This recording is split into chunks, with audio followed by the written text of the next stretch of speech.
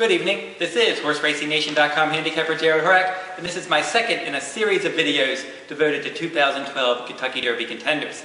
My first video was posted on September 10th, we're now at October 27th, so this is the Breeders' Cup edition of this video. My top 5 contenders from my top 10 from my original blog and video from September 10th. All 5 of those horses are going to be running on Breeders' Cup Day.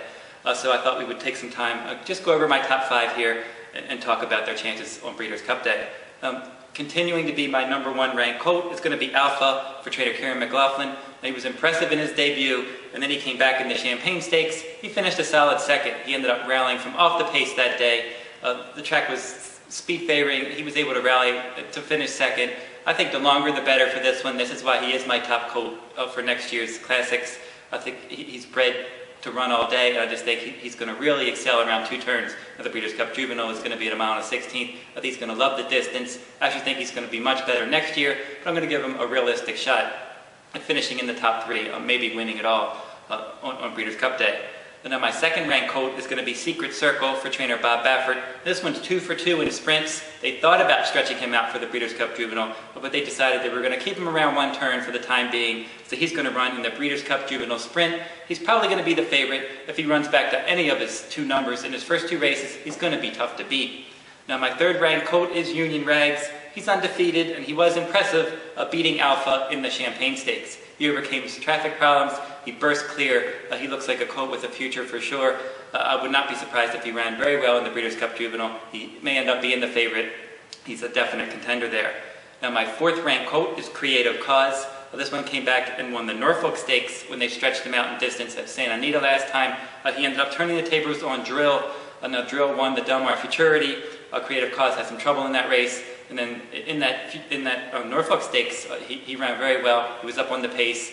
He took over. He finished strong, and I think that the distance of the juvenile should be right up his alley. And then ranked #5 right now is going to be Drill.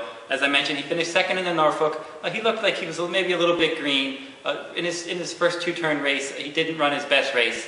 He looked much more professional in that Del Mar Futurity. But you got to give him the benefit of the doubt. That was his first start around 2 turns. In the Norfolk. He was solid. He was clearly second best. Trainer Bob Baffert, he's my second Bob Baffert trainee in my top 5, and I expect that he's going to also move forward. He'll probably run a better race on Breeders' Cup Day at Churchill Downs, but probably as a next year as a 3-year-old, he's probably going to do more of his damage then. So now, if you'd like to see the rest of my top 10, I'm going to have my top 10 blog. I put my video and my blog together over at pick6blog.com. So if you'd like to see my complete top 10 list for the 2012 Kentucky Derby Contenders, you go over to pick6blog.com. I'll be back in November for my next video and blog on the road to the Kentucky Derby. And obviously I'm going to be writing more blogs as we go along and shooting more videos as we start to get more prep races and as we get closer to next year's Kentucky Derby. That'll wrap up this week's video race of the week. This is HorseRacingNation.com handicapper Jared Horak. Good luck at the races.